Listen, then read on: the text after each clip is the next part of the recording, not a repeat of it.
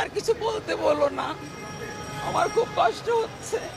আমাকে না মেরে আমার পুত্রতুল্য ছাত্রদের দিকে একটি গুলিও নিক্ষিপ্ত হতে পারবে না। একে স্বাধীন দেশ, কেউ কি দেখেছো মৃত্যু এমন? আমার সন্তানরা কেউ শহীদ হয়নি, কিন্তু আমার পুত্রতুল্য ছাত্র শহীদ হয়েছে। যারা শহীদ হয়েছে তারা তো আমার মতো কোনো না কোনো মায়েরই সন্তান।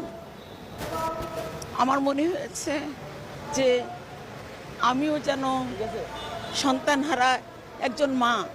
একটা মাত্র ঘটনাকে কেন্দ্র করে এত প্রাণহানি, এমনকি একই গুলি নিক্ষেপ, বুঝি না।